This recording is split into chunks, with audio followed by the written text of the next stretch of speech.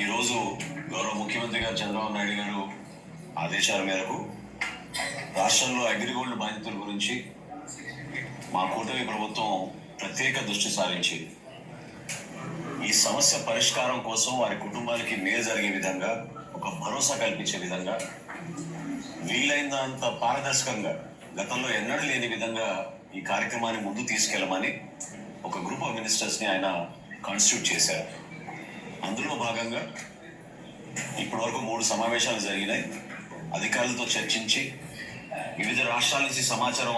అగ్రిగోల్డ్ 32 లక్షల మంది బాధితులు, 7,000 కోట్ల రూపాయలు, 8 రాష్ట్రాలు. మొత్తం ఈ డబ్బంతా స్కామ్. రూపాయి రాలేదు. 1994-95 నుంచి కూడా ఇది జరిగింది. ఎంతోమంది బాధితులు, చాలామంది పెట్టుబడులు పెట్టేశారు. ఇప్పుడు ఈ డబ్బు ఆంధ్రప్రదేశ్ రాష్ట్రం రికవరీ చేయడం కోసం అగ్రిగోల్డ్ సంస్థకు ఉన్నటువంటి 23,430 ఎకరాలలో 20,450 ఎకరాలు ఆంధ్రప్రదేశ్లోనే ఉన్నాయి. దీనికి సంబంధించినటువంటి పూర్తిగా 6,330 ఎకరాలను వేలం వేయడానికి పక్కాగా ప్లాన్ చేశారు. అంటే వాటన్నింటినీ కూడా లీగల్గా వేలం వేయడం కోసం అయితే చేశారు. సెప్టెంబర్ 17 నాటికి పూర్తి చేసి బాధ్యతలకు న్యాయం చేస్తామని చెప్తున్నారు. దీనివల్ల 6,380 కోట్లు సేకరించడం అయితే జరిగింది.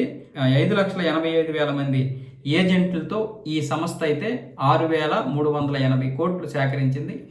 ఈ డబ్బుని ఇప్పుడు బాధితులు ఎవరైతే ఆంధ్రప్రదేశ్లో ఉన్నటువంటి బాధితులకు మాత్రమే ఈ యొక్క దీన్ని డబ్బు ఇవ్వడానికి అయితే ప్రయత్నాలు జరుగుతున్నాయి. ఒకవేళ అదే గనక జరిగితే నిజంగా అగ్రిగోల్డ్ నుంచి ఎవరైతే బాధితులు ఉన్నారో వాళ్ళందరూ కూటమి ప్రభుత్వానికి కృతజ్ఞతలు చెప్తారు.